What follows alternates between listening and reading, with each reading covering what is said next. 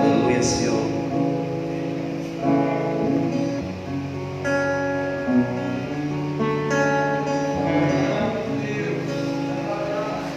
Essa história do Filho de Deus que morreu numa cruz por mim, mas ela acaba em um casamento num dia que não terá fim.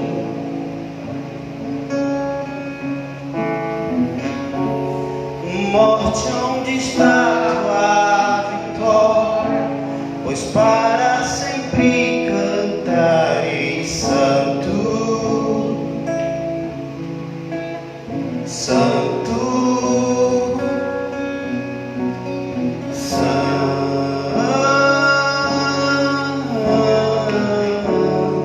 Tu é o Senhor.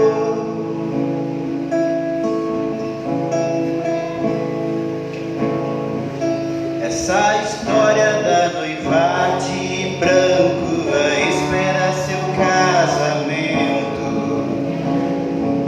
A ansiedade está nascendo nela enquanto o noivo é coroado rei. Morte, onde está tua vitória? Pois para sempre cantarei santo, santo,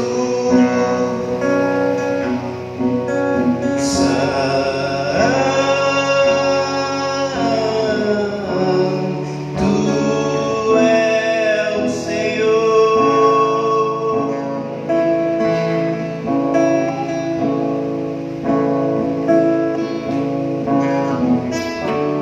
Santo, santo,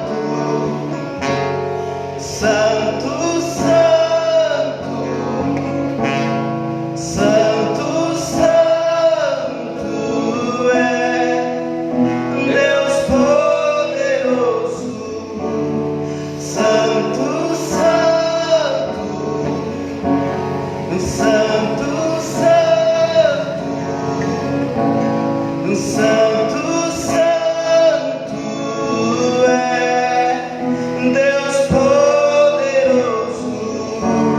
Santo, santo é, santo, santo, santo, santo é Deus poderoso. Aquele que era, aquele que é e que há de vir, Jesus. Aquele que era, aquele que era, aquele que é e que há de vir, Jesus.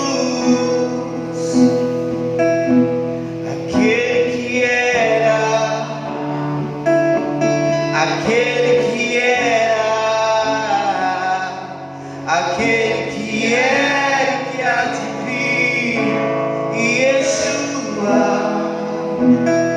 Rei dos reis, Rei dos reis, Rei dos reis.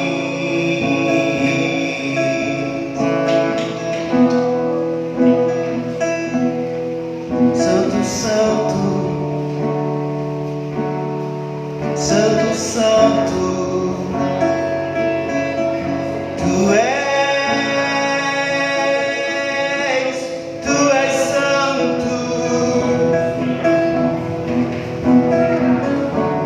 Santo, santo, santo,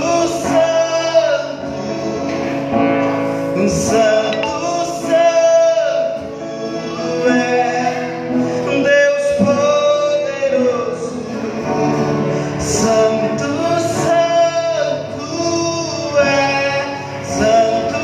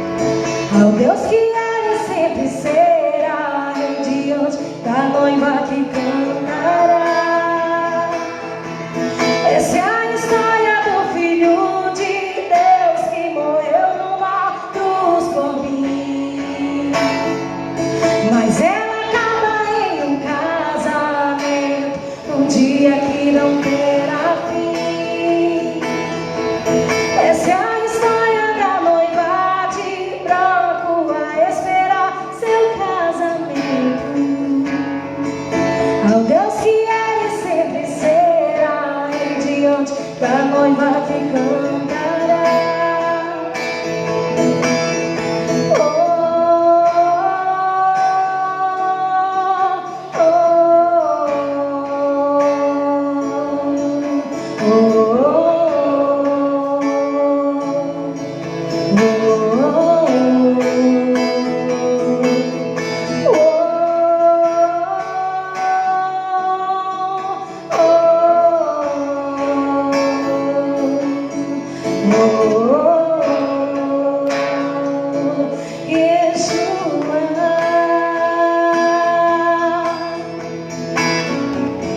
Aqui na terra como é no céu, aqui na terra como é no céu, aqui na terra como é no céu, pra sempre. Aqui na terra como é no céu, aqui na terra como é no céu, aqui na terra como é no céu, pra sempre. Essa é a história do Filho de Deus que morreu numa cruz por mim.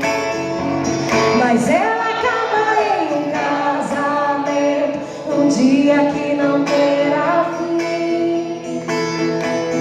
Essa é a história da noiva de branco a esperar seu casamento. Ao Deus fiel e sempre será rei diante da noiva que cantará. Essa é a história do Filho de Deus que morreu por mim.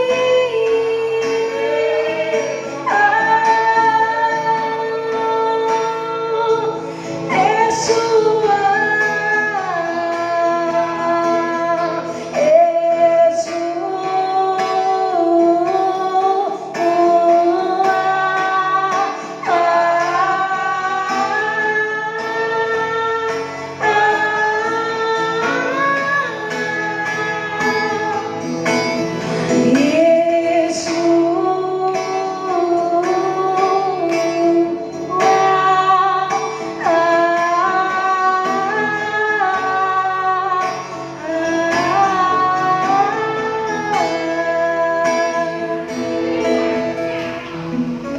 aqui na terra como é no céu, aqui na terra como é no céu, aqui na terra como é no céu, pra sempre. Aqui na terra como é no céu, aqui na terra como é no céu, aqui na terra como é no céu, pra sempre.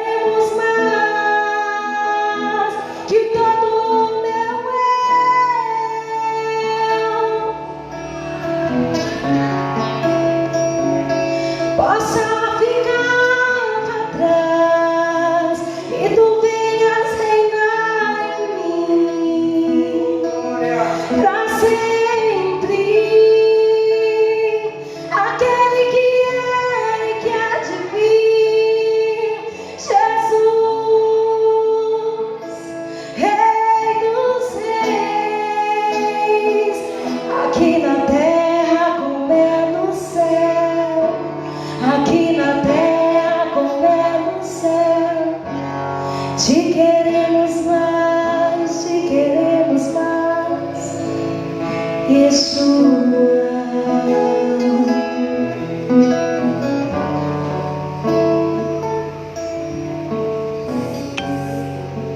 Pai, muito obrigado por mais essa oportunidade de estar diante de Ti, como comunidade de fé juntos, Senhor, congregados nesse prédio, no qual juntos nós estamos como igreja do Senhor. Nós queremos te louvar pelas canções que foram, Deus, liberadas ao Teu coração, ministradas a Ti, Senhor. Nós queremos te pedir, dai-nos espírito de sabedoria e revelação para entender esses dias, Senhor, para entender debaixo de qual contexto a tua noiva, a tua igreja está vivendo nesses dias. Que a gente seja imergido na realidade do reino, na realidade do teu propósito, Pai, para que a gente não venha desviar do teu propósito, nem para a direita nem para a esquerda, porque há causas que aos nossos olhos são justas, há causas que aos nossos olhos são dignas de serem lutadas, meu Pai, mas não são elas que estão no contexto para esses dias. Então nos faça entender a tua causa, pelo que o teu coração está se movendo esses dias, e entendendo essa verdade, nos faça cumprir o nosso desígnio, a nossa porção dentro desse propósito, Pai. Quero abençoar os irmãos e irmãs que aqui estão presencialmente, os irmãos que estão também pelo Facebook. Nós queremos te pedir graça a todos os que depois irão assistir pelo YouTube essa ministração, meu Pai. Que o Senhor libere sobre nós um tempo de clareza a respeito do dia que está no teu coração, do dia do Senhor. Nos faça entender os aspectos, Senhor, aquilo que o Senhor tem para nós e aquilo que diz respeito ao fim dos tempos, Pai. Nós te pedimos graça e bênção sem medida, em nome de Jesus, amém e amém. Glória a Deus, irmãos, amém. Você pode aplaudir a Jesus, querido, amém. Aleluia. Então, irmãos, nós aprendemos, quer dizer, eu tenho fé que nós aprendemos, né? Eu creio que nós aprendemos que nas 3 primeiras ministrações que falamos sobre o grande dia do Senhor, os aspectos positivos desse dia, nós aprendemos que o dia do Senhor, ele tem 2 aspectos. Eu vou falar disso aqui já. E nós tratamos do primeiro aspecto, que é do grande dia do Senhor. Só que agora nós precisamos falar, e é necessário que seja dito, que esse dia que será grande, ele também será um dia muito terrível. A Bíblia descreve esse dia como um dia muito terrível.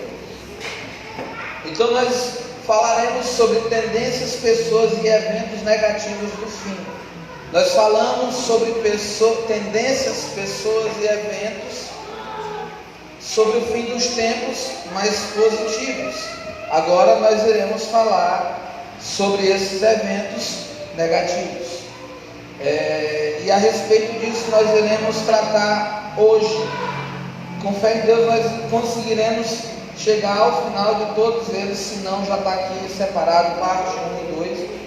Mas nós iremos falar sobre o dia do Senhor, os 2 extremos relacionados à volta de Jesus, as 2 dimensões do dia do Senhor, o período profético de 7 anos antes da segunda vinda de Cristo, a grande tribulação, 4 fontes de pressão distintas, o número de mortos sem precedentes, 2 ondas muito severas, os 7 propósitos de Deus para permitir a grande tribulação, as 3 séries numeradas de juízos de Deus e os principais eventos negativos a respeito do juízo. Por que é importante, pastor, saber dessas coisas? Porque nós temos que estar com o nosso coração preparado. Nós devemos estar com o nosso coração preparado, porque a Bíblia diz: ai daquele que é pego de surpresa. Então nós precisamos estar com o coração no Senhor, amém? Então, dentro dessas tendências, dos eventos e das pessoas, no aspecto negativo do fim dos tempos, a primeira coisa que nós queremos falar é sobre o dia do Senhor. Esse dia, ele é um dia com dois extremos relacionados à sua volta. A Bíblia vai dizer em Joel 2,11 assim: sim, grande é o dia do Senhor e muito terrível, quem o poderá suportar? E aí Malaquias 4,5 diz: eis que eu vos enviarei o profeta Elias antes que venha o grande e terrível dia do Senhor. Então, irmãos, observe que esse grande e terrível dia do Senhor, eu venho frisando, venho ressaltando, esse é um dia que a Bíblia descreve em aproximadamente 100 passagens, dependendo da versão, mais de 100 passagens. E esse dia, ele tem circunstâncias positivas e circunstâncias negativas. Aqueles que irão experimentar das circunstâncias positivas, por exemplo, eles vão passar pelo maior derramamento do Espírito Santo de todos os tempos.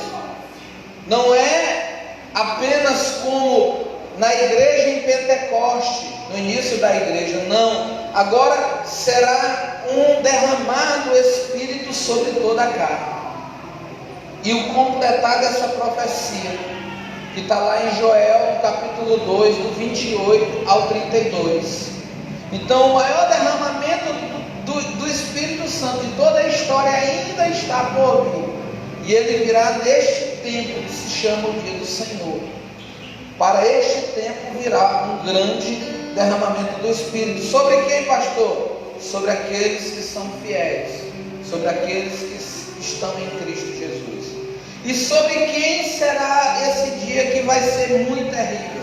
Sobre aqueles que serão rebeldes, pois os rebeldes eles vão testemunhar o maior derramamento de juízo jamais visto. Irmão, o que aconteceu com o Egito vai ser fichinha diante do que virá. A gente vê descrito de Apocalipse capítulo 6 até o capítulo 20, irmãos, uma sessão de juízos, uma sessão de eventos punitivos que virão sobre aqueles que se rebelaram contra o Senhor, sobre aqueles que preferiram adorar a besta, aqueles que preferiram dar ouvido ao falso profeta. Sobre esses, irmãos, esse dia vai ser um dia muito terrível. E este dia, irmãos, que é um dia com dois extremos, ele é um dia também que tem duas dimensões. Esse é o segundo ponto. Esse dia, ele terá duas dimensões. Como assim, pastor? Duas dimensões? Sim, a primeira dimensão vai ser de 24 horas, que corresponde ao período em que o rei Jesus retorna à cidade de Jerusalém na sua segunda vinda. Esse vai ser um dos momentos, e no outro momento, na realidade, se inaugura com a grande tribulação até no final do milênio. Como é que vai acontecer, irmãos? Da grande tribulação até o final do milênio vai se chamar de dia do Senhor. Então, quais são os dois aspectos do dia do Senhor?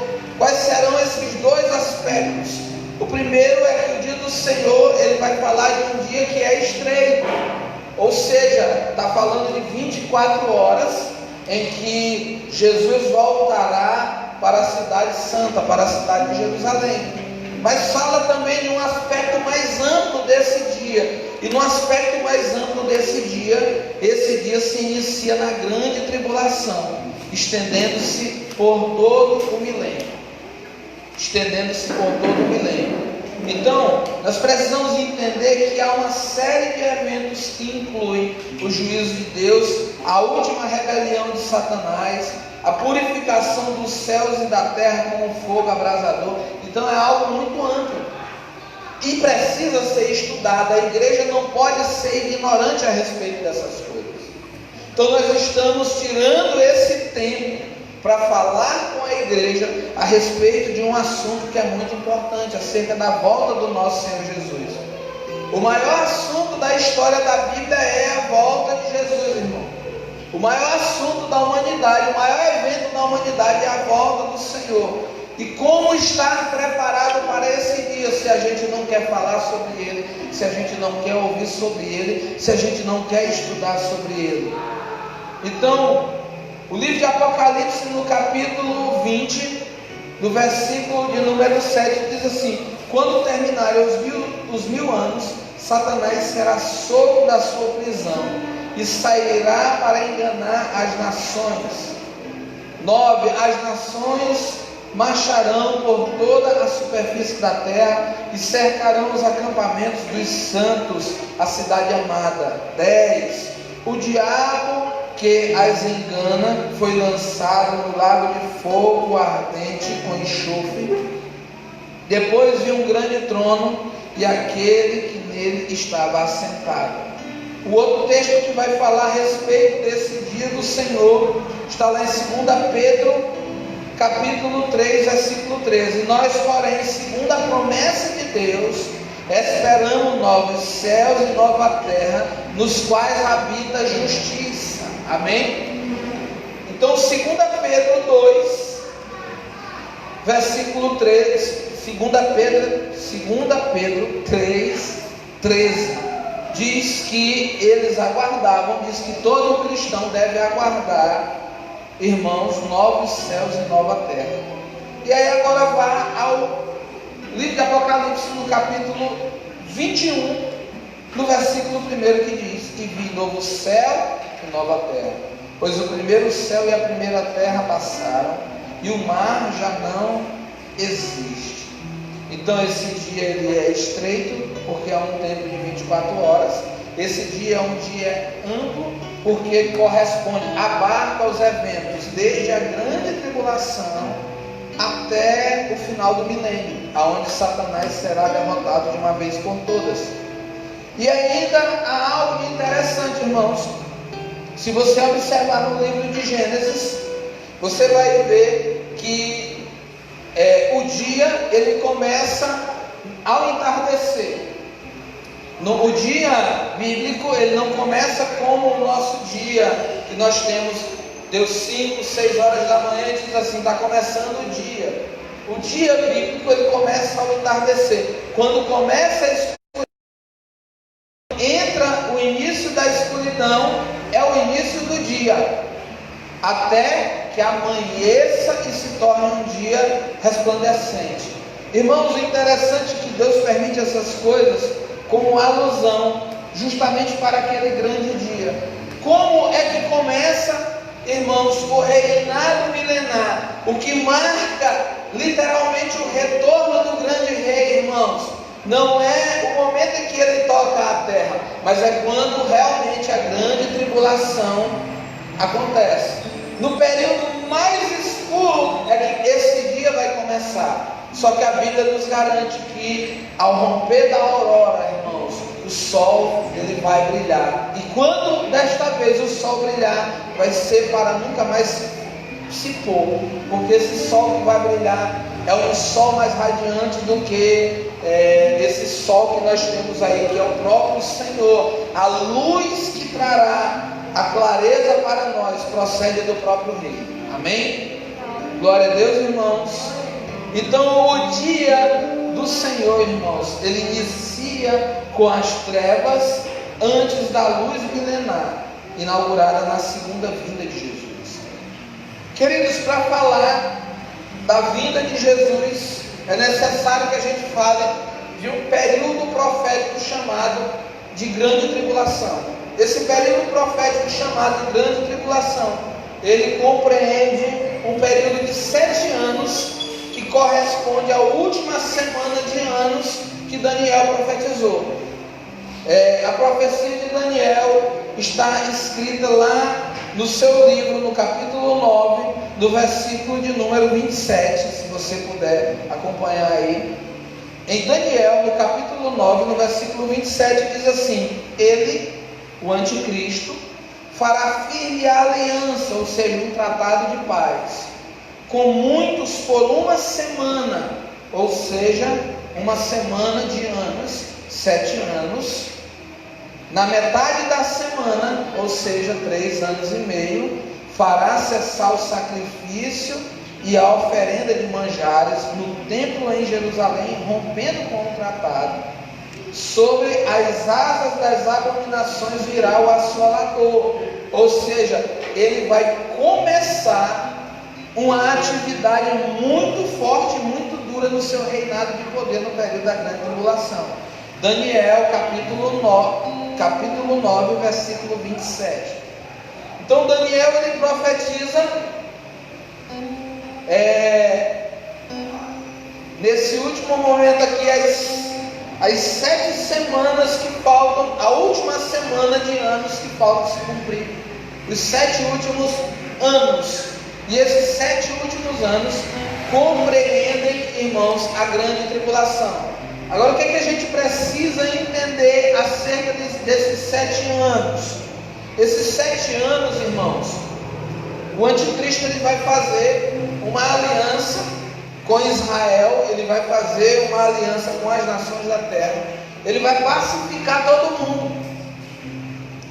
Eu creio dessa forma. Há linhas escatológicas que creem da forma como eu vou falar para você, em que ele vai conseguir paz entre judeus e árabes, entre o judaísmo e o islamismo, e ele vai conseguir, desse tratado de paz, reerguer o templo.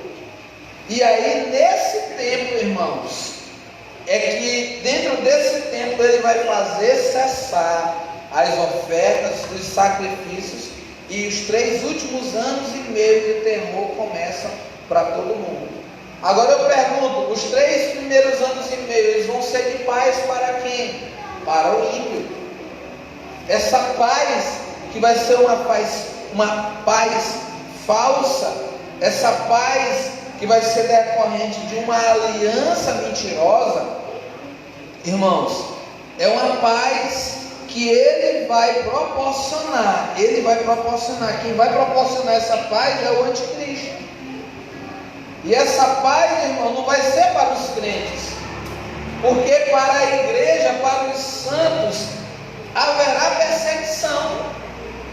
Essa paz será apenas para aqueles que não são cristãos.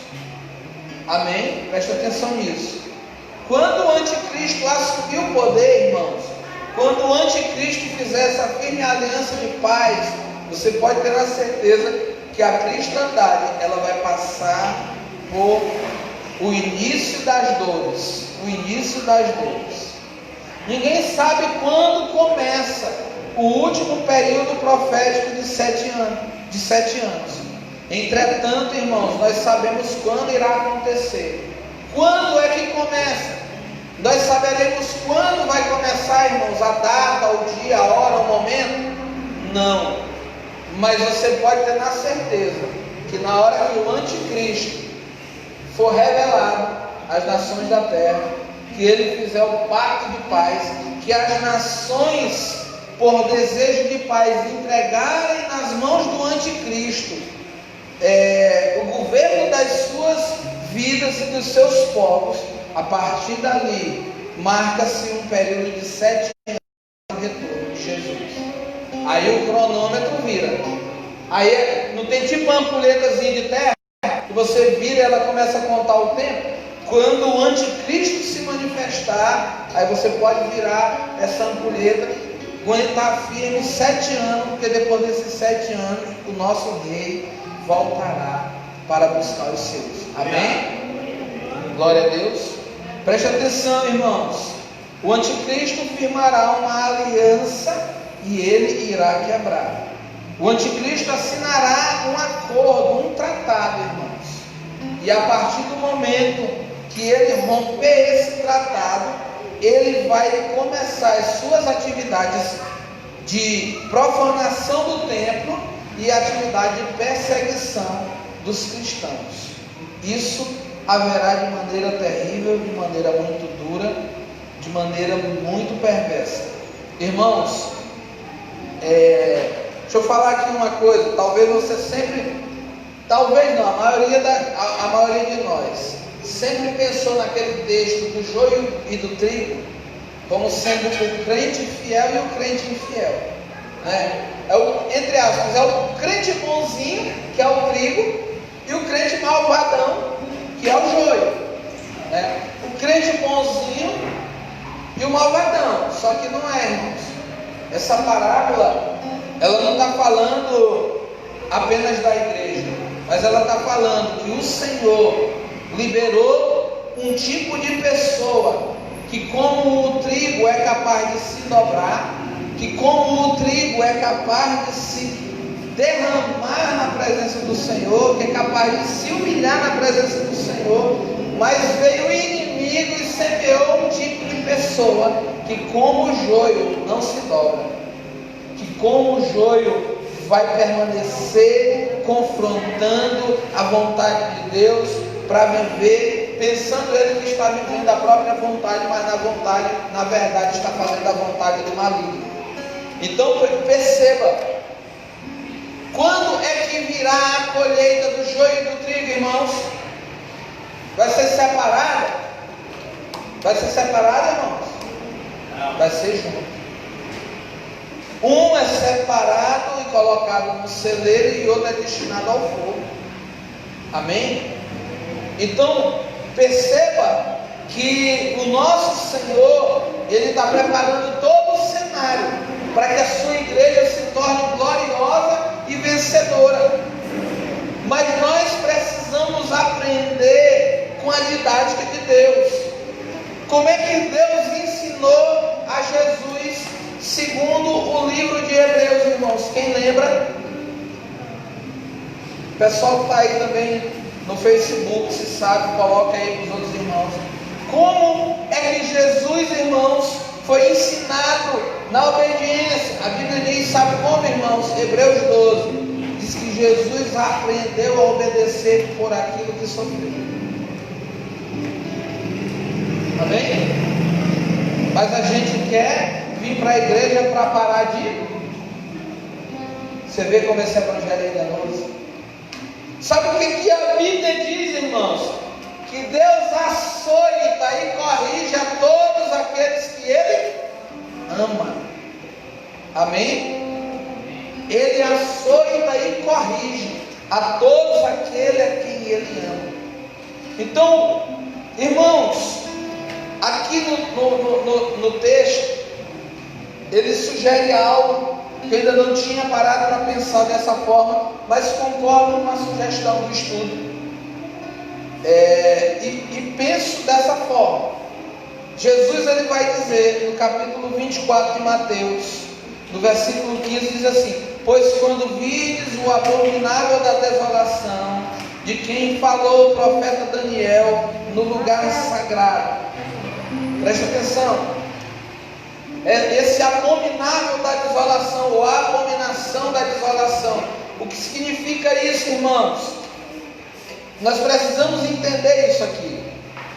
Quando o anticristo quebra o pacto, nos 3 anos e meio, ele vai profanar o santuário com as suas ofertas.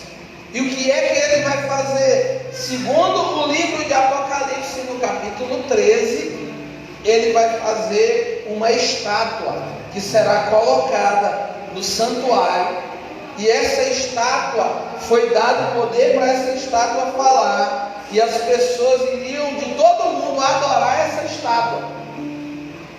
O que é essa profanação, irmãos? É justamente isso. Eu quero que você abra a sua Bíblia comigo no livro de 2 Tessalonicenses.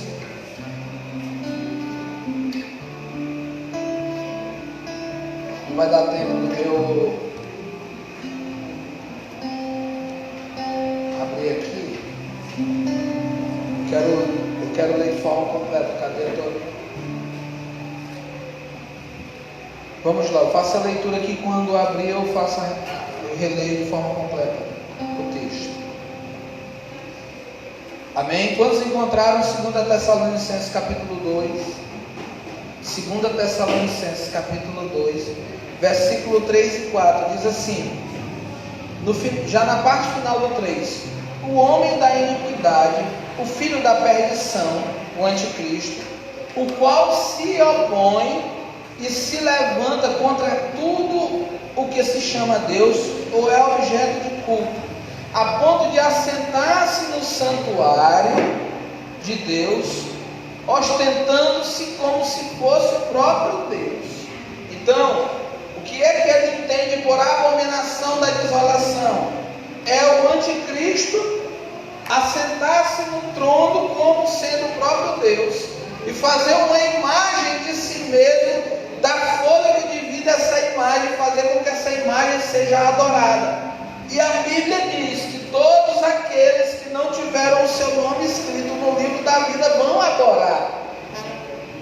Haverá, irmão, à medida que a igreja vai ser levantada com poder e grande glória, não pense você que o ímpio não vai ser levantado na força da maldade que ele vai. E assim como tem um povo que adora a Deus, vai ter um povo adorando abertamente Satanás. Consciente. Não tem negócio de dizer assim, não sabia que era o diabo, não. É consciente, eles conscientes irão abrir mão de adorar a Deus. Vai ser um dia tão perverso que eles vão abrir mão do seu Deus.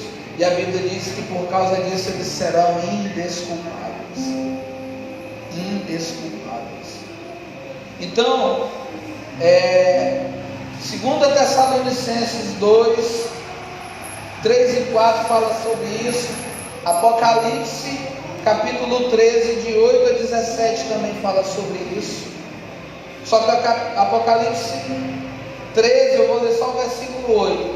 E adorá-la-ão todos os que habitam sobre a terra. Todos os que habitam sobre a terra. Então, irmãos, quando se inicia a última metade, irmãos, os 3 últimos anos e meio, ou seja, a grande tribulação, irmão, na grande tribulação vai dar ruim para todo mundo, vai dar ruim, vai ser um período terrível, mas lembra do que já foi pregado, a igreja estará debaixo da proteção, da direção, do favor e da misericórdia de Deus, amém? Para quem não assistiu as 3 primeiras ministrações, está lá no YouTube, vai lá no YouTube e coloca lá Ministério Apostólico ID e pesquisa, você vai lá no YouTube e coloca Ministério Apostólico ID, aí tem a mensagem, o dia do Senhor, e você vai ver ali, irmãos, e na página do Facebook eu estou postando esses estudos. Você coloca lá no Facebook Ministério Apostólico ID, tem a página, está lá os estudos com várias passagens para você estar acompanhando. Irmãos, Martinho Lutero fala algo que é sensacional, sobretudo para os nossos dias. Martinho Lutero, ele diz assim: a paz, se possível a paz, mas a verdade a qualquer preço. Só que, por que o anticristo vai prosperar, irmãos? Porque todo mundo quer ter nos dias de hoje o quê? Seja honesto, da boca de todo mundo, você vê as pessoas dizendo, antigamente a gente via pessoas dizer assim, não, eu quero ter dinheiro. Hoje em dia, as pessoas dizem assim, eu queria ter dinheiro para me comprar paz, porque o que eu quero é paz. Porque nós vivemos em um tempo em que as pessoas clamam por paz, as pessoas clamam por segurança. E quando aparecer alguém a nível mundial, que as nações vão dizer, ele é capaz, esse aí vai trazer a paz, e ele conseguir conciliar judeus e árabes, ele conseguir conciliar as religiões da terra, as pessoas vão olhar ele e vão endeusá-lo, e Israel vai aceitá-lo, e aquelas nações do Oriente Médio e as nações do mundo aceitarão esse homem, porque está todo mundo tão sedento de paz, que se for preciso entregar a própria vida para ter essa paz, eles entregarão. Irmãos, nós precisamos aprender a descansar no Senhor. Nós precisamos aprender a depender de Deus, amém? Então haverá uma religião mundial, e o sistema que vai reger essa religião mundial vai ser a grande meretriz, a Babilônia.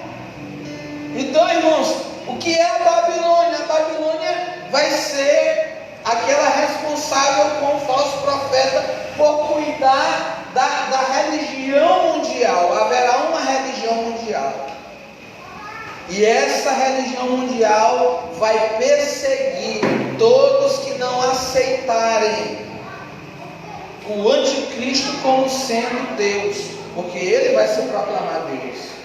E a religião mundial vai dizer: realmente ele é Deus, porque ninguém pode trazer paz como ele trouxe. Nem mesmo Deus de Israel trouxe essa paz, só ele. Ninguém sabe o nome dele, mas só o anticristo vai trazer essa paz. E é a hora que as nações vão abraçar. Vai ser os 3 primeiros anos e meio de paz. E aqueles que disserem não à marca da besta, aqueles que disserem não a se dobrar a ela, serão perseguidos, e muitos serão martirizados, muitos sofrerão, irmãos.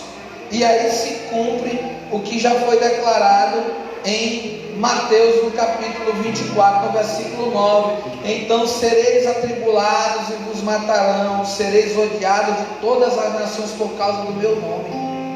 Porque nesse período aqui, irmãos, as pessoas vão estar tão sedentas para que essa paz não seja rompida, que eles vão denunciar familiares, eles vão denunciar quem foi, irmão, que for contra esse Deus que está se apresentando tão perfeito para eles, que é o anticristo.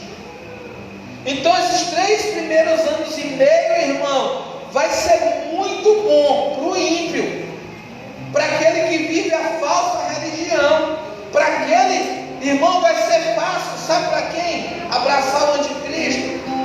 Para aquele tipo de crente, me perdoe você, mas é fácil para aquele tipo de crente que diz assim: eu só aceito se for o Marcos para orar por mim, porque a oração do Marcos é que tem poder, a oração do Marcos é que tem força. Esse tipo de crente que põe fé no homem, não em Deus, ele vai abraçar o anticristo. E tem igrejas que irão cooperar, porque isso aqui vai ser global, vai ser uma religião só. Líderes no mundo, irmãos, falsos profetas do mundo vão se rebelar contra Deus e vão apoiar o anticristo. Isso tudo são eventos que acontecerão. E aqui, irmãos, durante essa fase inicial de 3 anos e meio, a igreja santa, o povo puro, o povo que é separado para Deus, assim como Daniel na Babilônia foi para a cova dos leões, assim como Sadraque, Mesaque e Abednego foram para a fornalha, muitos irão também, por amor ao nome do Senhor. E a Bíblia diz: aquele que resistir até o fim, aquele que for fiel até o fim, será salvo. Esse é o vencedor. Mas a gente aprende, irmãos, viver um evangelho que não quer que a gente experimente dor, que não quer que a gente experimente dificuldade sob qualquer sorte de vontade que não seja a própria vontade do homem. E isso não é o verdadeiro evangelho. Então tudo isso aqui que eu descrevi para você é só o princípio das dores, por assim dizer. Os 3 anos e meio mais ou menos. Amém. Agora vem a grande tribulação. A grande tribulação é um período de 3 anos e meio. Jesus vai dizer assim, que por causa dos escolhidos, esse dia foi encurtado. Amém? Presta atenção. Jesus está dizendo que na grande tribulação vai ter quem? Bora lá, é o texto que diz. O texto diz que na grande tribulação os escolhidos estarão lá. Amém? Irmão, deixa eu dar uma notícia maravilhosa para você. Comece a orar. Deus, firma minhas pernas para que eu suporte. Firma os meus ombros para que eu possa carregar o peso do que for preciso por amor do teu nome. E deixa eu te dar uma palavra profética e não me repreenda. Ou repreenda a palavra de Deus. Desfaça as tuas malas. Porque a viagem no máximo vai ser até os ares, e vai ser no final da grande tribulação, não antes dela. Amém? Não antes dela. E a gente vai olhar isso profundamente. É uma série de estudos, irmãos. Eu não penso em pregar nada até o final do ano que não seja sobre isso. Nós iremos pregar e aprender profundamente. Sabe por quê, irmão? Porque se nós estamos fraquejando no dia de coronavírus, imagina, irmão, o governo está depositando 600 contos aí na conta do povo. Tem gente que está recebendo 1.200, 1.800. A gente está trancada dentro de casa e o povo está atribulado, irmão. Imagine, irmãos, quando houver perseguição. Imagine quando alguém perguntar assim: tu é crente? E o cara vai ficar: sei, e tu? Então deixa eu dizer aqui uma coisa para você, irmãos. A nossa fé precisa aumentar. A nossa fé precisa aumentar. Porque eu não quero ser demagogo, mas eu não acredito, e não diga que você é para que você não seja testado. Eu não acredito que no nosso meio alguém tenha uma fé tão experimentada a ponto de entregar a sua vida por amor a Jesus em martírio, nesse momento. Mas a Bíblia diz que Deus, Ele aguçará a nossa fé, Ele vai apurar a nossa fé. Amém? A grande tribulação vai ser o período de maior crise da história de Israel, da história da igreja e de todas as nações da terra. Abra Apocalipse não, irmão. Mateus capítulo 24, versículo 21. Mateus 24.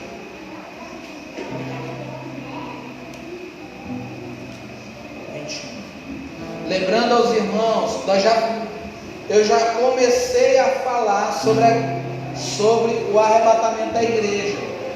Eu falei nos 3 primeiros, nas 3 primeiras ministrações antes dessa, que falam sobre o dia do Senhor. Eu falo sobre o arrebatamento.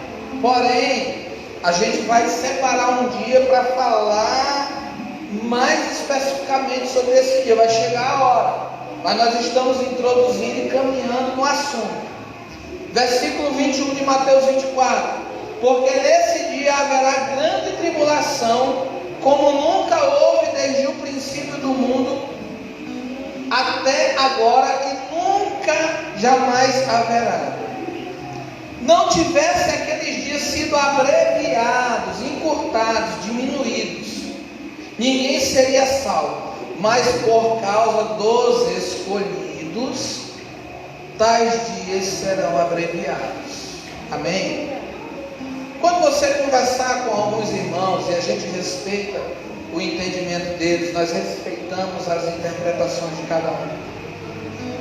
E o nosso intuito aqui não é discutir com a interpretação de ninguém, mas é ensinar vocês dentro do que a gente vê que é um conceito mais bíblico, respeitando todo mundo que pensa diferente. Não tem problema nenhum. Só que você entenda uma coisa: quando você abre o livro de Romanos vai falar de escolhido. E outras passagens da Bíblia também vai falar de escolhido. E quando essas passagens falam de escolhido, é do mesmo tipo de pessoa que fala no capítulo 24 de Mateus. O escolhido é todo aquele, irmãos, que está em Cristo Jesus. Aqui essa passagem não é só para o judeu. Por muito tempo eu preguei assim. Não, Mateus 24 é para os judeus, a igreja não. Mateus 24 é só para o judeu. E não existe lugar nenhum na Bíblia que diga isso. Não há posicionamento bíblico dos apóstolos que olhe para aquilo que Jesus ensinou acerca da sua segunda vinda e diga: olha, mas aquilo lá que ele disse foi para os judeus. Isso é um entendimento humano e nós respeitamos doutrinas e teologias diferentes da nossa. Só que aqui os escolhidos, irmãos, estão em meio à grande tribulação. Por quê? Porque passarão pela grande tribulação. A igreja passará pela grande tribulação, sim. E descanse o teu coração, porque a igreja passará pela grande tribulação, como a nação de Israel no Egito passou pelas pragas que foram liberadas sobre o Egito. Você viu alguém hebreu morrer daquelas liberações de praga que foi sobre o Egito? A Bíblia diz que eles estavam protegidos por Deus na terra de Gozém, sim ou não? Deus não livrou Israel de nenhum cativeiro. Deus livrou Israel no cativeiro. Deus nunca fez. Não tem um texto bíblico, irmãos. Não tem um texto bíblico em 18 séculos de igreja que é ensinado que a igreja vai ser tirada antes, que haverá um arrebatamento secreto. Não tem texto nenhum que comprove esse fato. Mas a partir de 1830 começa o ensinamento de que a igreja seria arrebatada de maneira invisível. E aí eu quero que você, por sua própria via de ensino, vá no YouTube e procure no YouTube, procure no Google, de onde surgiu a doutrina do dispensacionalismo. E você vai ver dentro dessa doutrina, que é nesta doutrina e somente nessa doutrina que ensina um arrebatamento da igreja de forma invisível. O amilenismo não ensina isso. O pré-milenismo histórico, que é o que nós cremos, do pré-milenismo histórico ou apostólico, não ensina isso. O amilenismo, o pós-milenismo não ensina isso. Só o dispensacionalismo. E pasmem vocês, de todas as correntes teológicas, de todas as correntes escatológicas, qual é a mais nova de todas? O dispensacionalismo. Ele começou em 1830. Como é que os apóstolos não viram que esse povo enxergou? Como é que Augustinho de Hipona não viu isso? Como é que grandes reformadores da igreja não enxergaram essas coisas? Então, nós precisamos, irmãos, olhar para a grande tribulação, não com esse olhar de medo. Porque se a gente olhar apenas para a grande tribulação, a gente vai entrar em desespero. Mas se a gente olhar para aquele que é capaz de guardar, de salvar e de livrar, irmãos, a gente vai ter paz. Amém? Sabe por que o coronavírus tem tirado a nossa paz? Porque a gente na realidade ainda não confia plenamente no Senhor. Nós dizemos que confiamos, mas na hora que falta a provisão, dentro do nosso coração já vem o será. o porquê.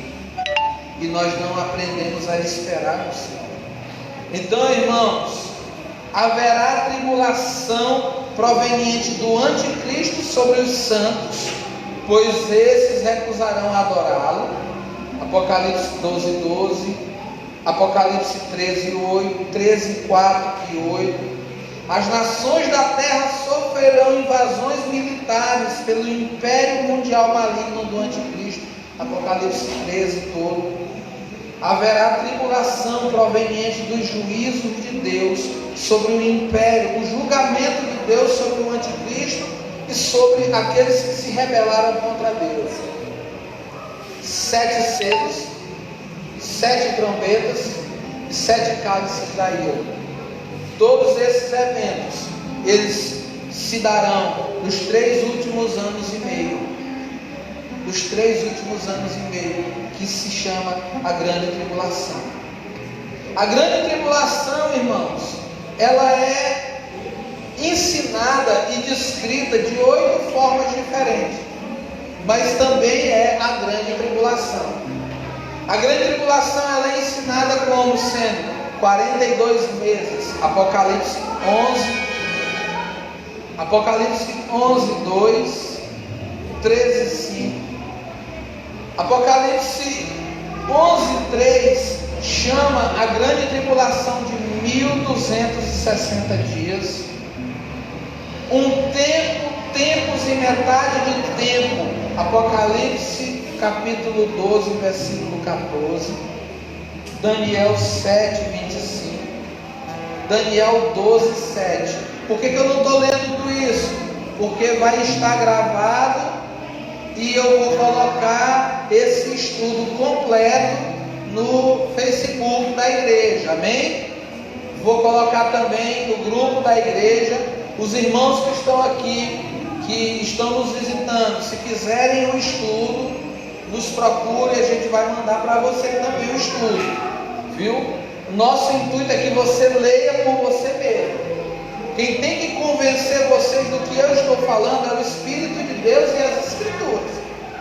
Eu não posso fazer força para convencer vocês da minha Bíblia. Quem faz a força para convencer de qualquer coisa é aquele que não tem fundamento. Então eu quero trazer fundamento bíblico para você. Tá bom, irmãos? Grande tribulação, Jesus fala em Mateus 24:21, Apocalipse 7:14 também fala. Jeremias 30:27 diz: tempo da angústia de Jacó. Daniel 12:1, tempo de angústia. Daniel 9:27, metade da semana. 2 Timóteo 3:1 chama de tempos difíceis. Todas essas citações estão falando de quê? Do mesmo período. O que são os tempos difíceis de 2 Timóteo 3? A grande tribulação. O que são os 42 meses? A grande tribulação. O que são os tempos e metade de um tempo? A grande tribulação.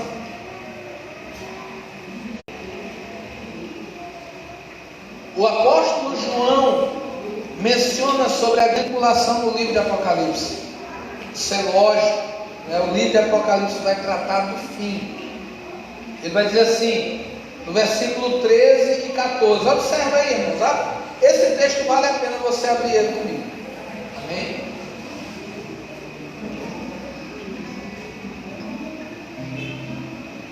Abra aí.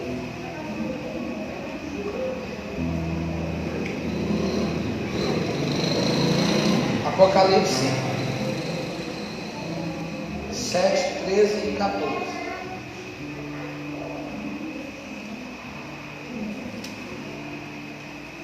Um dos anjos me perguntou, ou dependendo da versão, um dos líderes me perguntou: quem são esses que estão vestidos de branco? De onde foi que vieram? Eu não sei, o Senhor sabe, respondi. Estes são os que atravessaram sãos e salvos a grande perseguição. São as pessoas que lavaram as suas roupas no sangue do Cordeiro e elas ficaram brancas. Amém? Na tua versão diz o quê? Que são aqueles que vieram da grande tribulação. São os que vêm da grande tribulação, que lavaram as suas vestes e alvejaram no sangue do Cordeiro. Que tipo de gente é que lava a sua veste no sangue do Cordeiro, irmão? Senão o cristão verdadeiro. E esses cristãos verdadeiros estão vindo de onde? Da grande tribulação. Aonde é que o povo de Deus vai estar na grande tribulação, irmão? Na terra. Por mais que seja difícil da gente analisar dessa forma, pela cultura que nós temos, né? A gente vê aqueles cristãos mais idosos, tem quadros na parede, né? O povo subindo com os anjos antes de começar a grande tribulação. E nós devemos respeitar a fé dos nossos irmãos, mas nós devemos caminhar para um posicionamento bíblico. E nesse sentido, não são. Jeremias profetizou da grande tribulação. Ele diz assim, eu vou ler, não precisa abrir, está lá em Jeremias 30, do 5 ao 7, diz assim: assim diz o Senhor, ouvimos uma voz de tremor e de terror, não, de tremor e temor, e não de paz. Perguntai, pois, e vede, se acaso um homem tem dores de parto, porque vejo, pois, a cada homem com as mãos na cintura, como a quem está dando a luz. E porque se tornaram pálidos os seus rostos? Ah, que grande é aquele dia, e não há outro semelhante. É tempo de angústia para Jacó, ele, porém, será livre dela. Amém? Está falando que vai se tirar? Não, está falando que vai livrar. Ezequiel também profetizou, Ezequiel 5:9: farei contigo o que nunca fiz e o que jamais farei, por causa de todas as tuas abominações. Joel também profetizou, Joel 2:2: dia de escuridades e densas trevas, dias de nuvens e negridão, como a alva por sobre os montes, assim se difunde um povo grande e poderoso, qual desde o tempo antigo nunca houve, e nem depois dele haverá, pelos anos adiante, de geração em geração. Amém? Moisés também vai falar em Deuteronômio 4, 27 a 31. Capítulo 4, do versículo 27 ao 31. O Senhor os espalhará entre os povos, de lá buscará o Senhor teu Deus, e o acharás. Quando vierdes em angústia e todas essas coisas te sobrevierem nos últimos dias, e te voltares para Deus, então o Senhor não se esquecerá da aliança que jurou aos teus pais. Então, irmãos, observe que toda a Bíblia, tanto no Antigo quanto no Novo Testamento, fala desse tempo. Mas a Bíblia fala deste tempo, ela deixa bem claro que o povo de Deus está nesse tempo. Se você analisar o texto friamente, o texto pelo texto, você vai observar que em todos os textos que Deus fala dessa angústia, o povo dele não foi tirado. O povo dele está. Só que a Bíblia diz que o povo dele sempre é livre por ele. Amém? E nós precisamos aprender isso. Aí nós vamos finalizar aqui. Por quê? Por medida de segurança. Os cultos precisam ser mais curtos, para que a gente possa se guardar em paz e em saúde. Eu vou falar o último ponto agora, que é a grande tribulação. 4 fontes distintas de pressão na grande tribulação. Logo após, nós estaremos orando ao Senhor e abençoando os irmãos, amém? Então, nós vamos finalizar falando sobre isso aqui. Na grande tribulação haverá 4 fontes de pressão distintas. O ser humano que estiver no tempo da grande tribulação, ele vai ser pressionado de 4 formas. A primeira vai ser a ira de Deus. A ira de Deus. Olha o que Apocalipse 14:10 diz: também esse beberá o vinho da cólera de Deus, preparado sem mistura, do cálice da sua ira. Irmão, esse tempo vai ser um tempo em que Deus virá com a sua ira. Aí você me pergunta assim: mas Deus vai vir com a ira dele sobre a igreja? Não. Assim como Deus enviou por meio de Moisés a sua ira sobre o Egito, a igreja será guardada por Deus, será livre em Deus, amém? Então a primeira fonte de pressão será a ira plena de Deus. Irmão, vai ser plena, vai ser um despejar pleno da ira de Deus. Deus não vai deixar guardado mais nada, irmão. Tudo que Ele tiver de fazer vai ser nesse período de 3 anos e meio. A plena fúria de Satanás. Satanás, no capítulo 12 de Apocalipse, no versículo 12, a palavra de Deus diz sobre ele: ai da terra e do mar, pois o diabo desceu até vós, cheio de grande cólera, sabendo que pouco tempo lhe resta. Ou seja, ele sabe que para ele vai ser um pouco de tempo, mas ele vai vir despejando toda a sua fúria. E aí a Bíblia diz que nós vencemos, ou a igreja vai vencer, pelo testemunho do Senhor, pelo sangue do Senhor, pelo nome do Senhor. Está descrito no livro de Apocalipse. Sabe por quê, irmãos, que nós temos sabe por que nós tememos tudo isso? Porque nós não temos a nossa fé firmada num evangelho que nos prepare para isso. Nós temos a nossa fé que nos prepara, irmãos, para viver o melhor de Deus. A gente pega aquele texto: o melhor de Deus ainda está por vir. E a gente acha que o melhor de Deus que ainda está por vir não pode ser a grande tribulação. Porque depois da grande tribulação, quem é que vem reinar, irmão? Jesus. Mas a gente acha que o melhor de Deus é só quando a gente tem, tipo, quando a gente cumprimenta o irmão no final do ano. Como é que a gente diz para o irmão: irmão, muitos anos de vida, que Deus te deu um ano próspero, muito dinheiro no bolso, saúde para dar e vender. A gente acha que o evangelho é isso: muito dinheiro no bolso, saúde para dar e vender. Tanto é verdade que a gente acha que é assim, que quando um cristão adoece, o outro chega e diz: vixe, e não é tu que é o crente, tu está doente. Mas a Bíblia ensina que o crente não vai adoecer, será? Será que a Bíblia ensina que o crente não vai ter tribulação? Será que a Bíblia ensina que o crente não vai ter aflição? Veja a vida dos apóstolos, irmãos. Veja a vida dos profetas.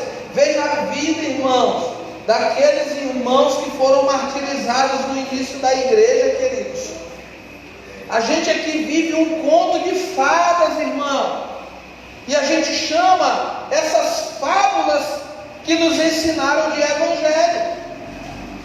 O evangelho não é isso, irmão. O evangelho é eu entregar minha vida por amor a Cristo, se preciso for. O evangelho é eu permanecer firme até o fim. Isso é o evangelho. O evangelho é que nem Paulo diz: eu completo o que resta das aflições de Cristo no meu corpo. O evangelho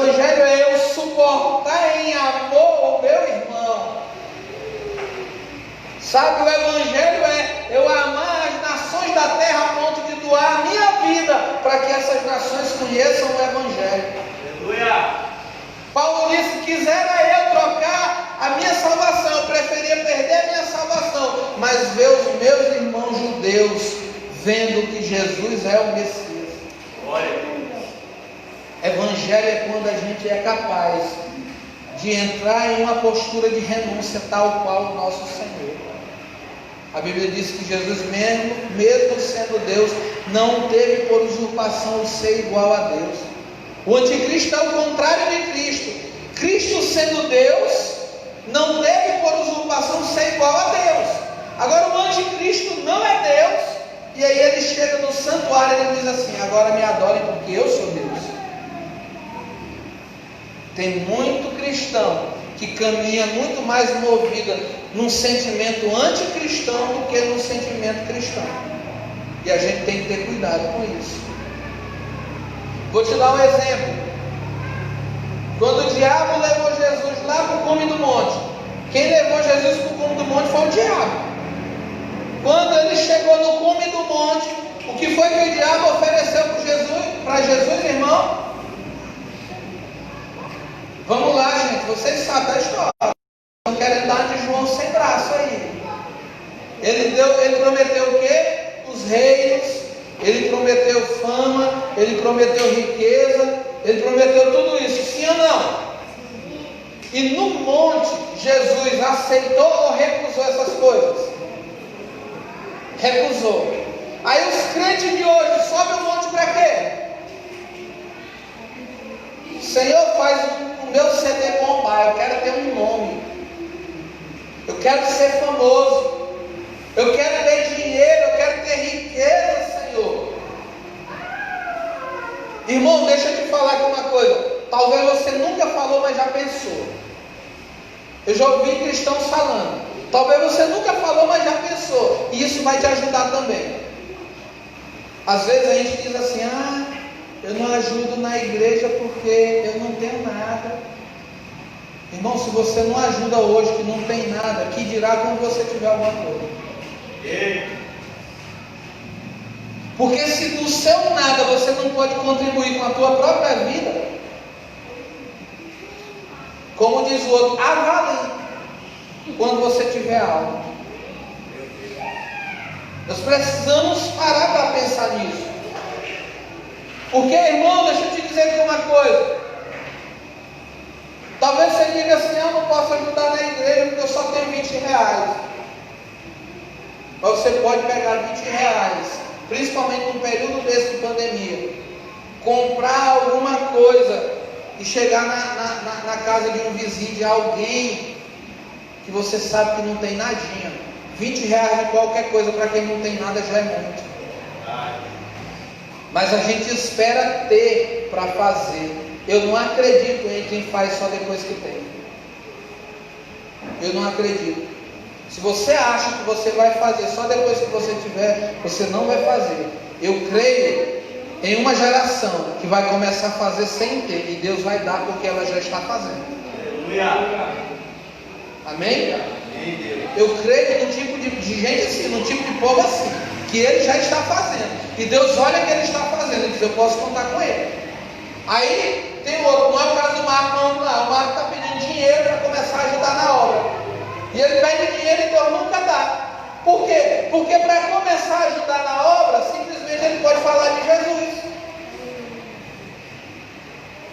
Simplesmente ele precisa doar em primeiro lugar o coração dele. Irmão, se Deus não tiver o nosso coração, ele nunca vai ter o nosso dinheiro. Se Deus não tiver o meu coração, ele não vai ter o meu dinheiro. Agora, se ele tiver o meu coração, ele vai ter tudo. Glória a Deus.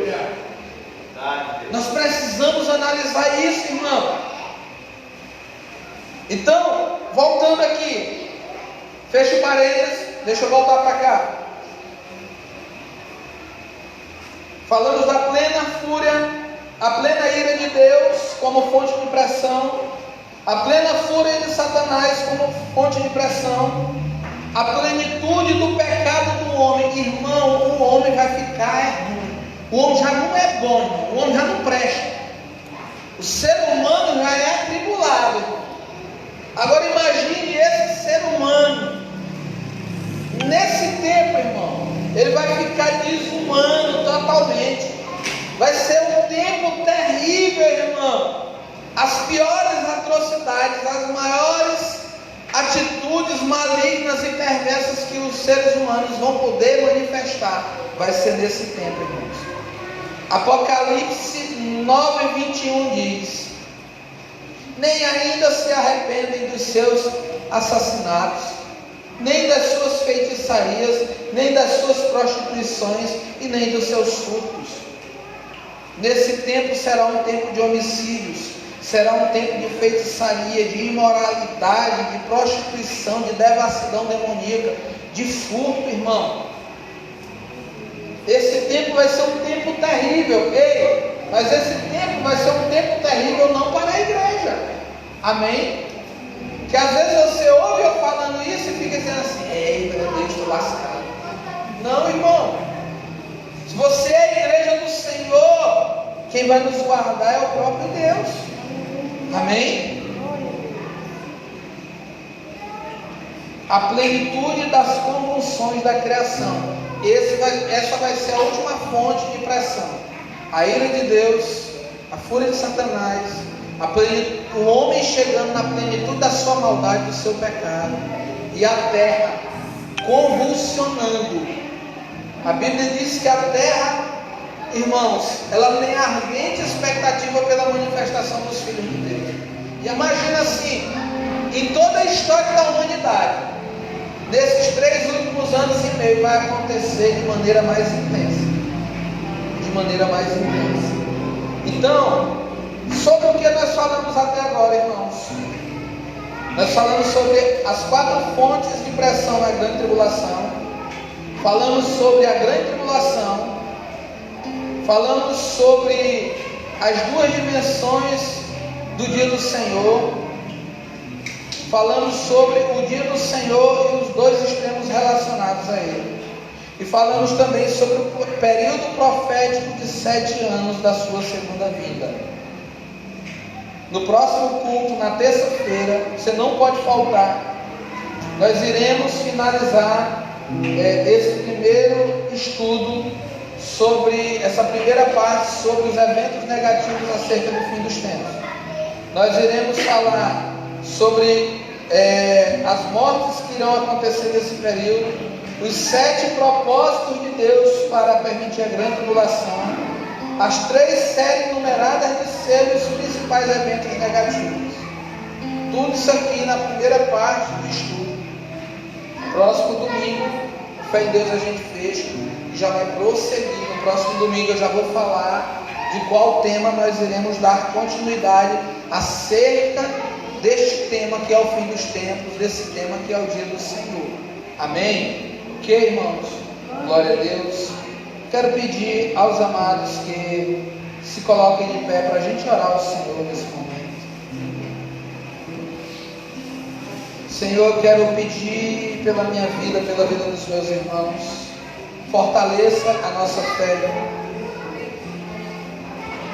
Deus, mas acima de tudo, abre o nosso entendimento, nos ensina a desenvolver uma fé, Deus, que é capaz de entregar a própria vida por amor de Ti, uma fé que está disposta a sofrer por amor. O apóstolo Paulo, no capítulo 14 de Atos, diz que os irmãos eram ensinados que por meio de muitas tribulações e provações eles deveriam alcançar o reino dos céus. O apóstolo Paulo vai nos ensinar. O próprio Jesus, o nosso Senhor, vai nos dizer que Ele nos guardará em meio a tudo isso. Serão dias, Deus, em que o Senhor revelará a Tua glória, a Tua majestade, o Teu poder sobre a Tua igreja, sobre os Teus filhos. Será nesse tempo que o Teu Espírito há de ser derramado sobre toda a carne, Pai. Em meio a todos os sinais dos céus e na terra, em meio a todos os prodígios, o Senhor estará equipando a Tua igreja. O Senhor estará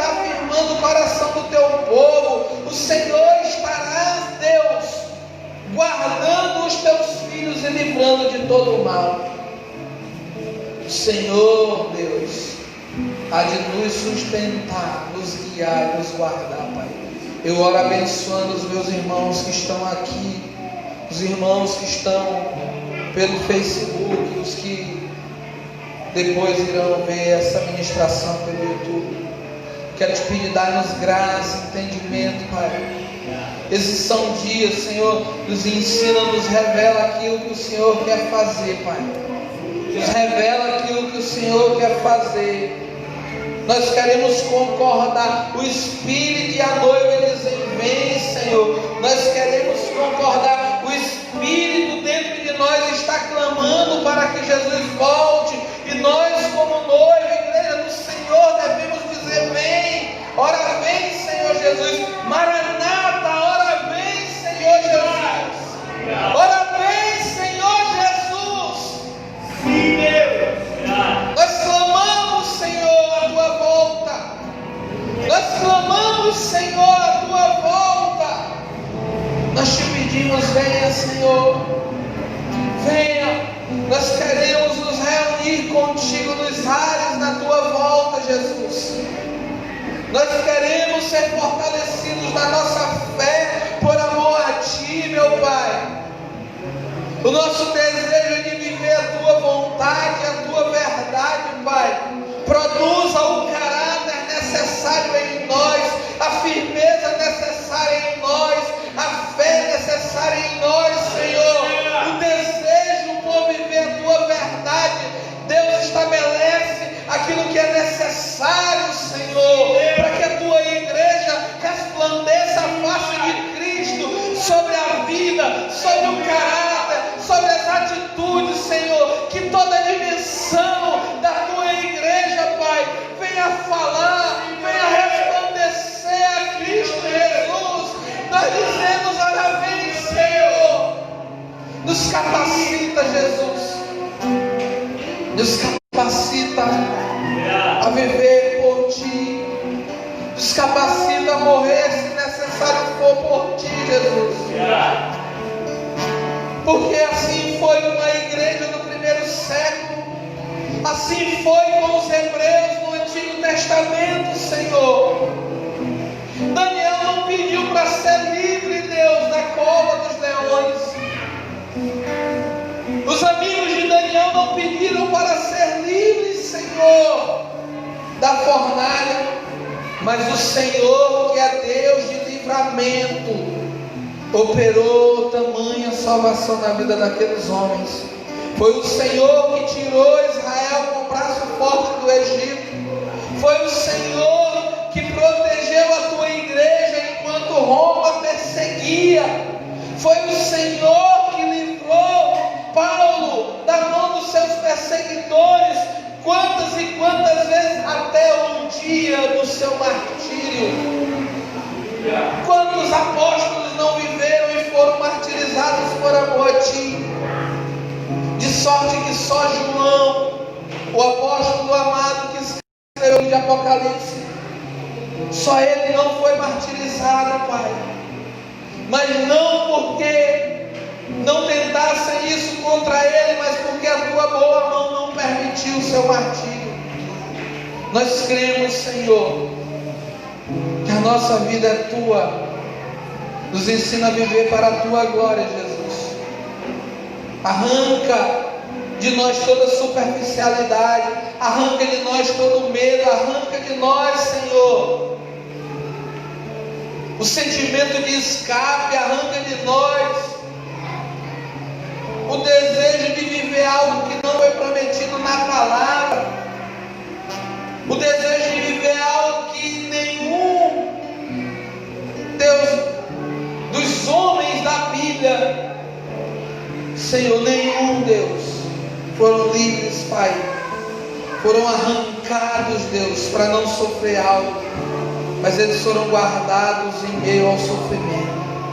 Eu quero te pedir, dar-nos entendimento dessa verdade.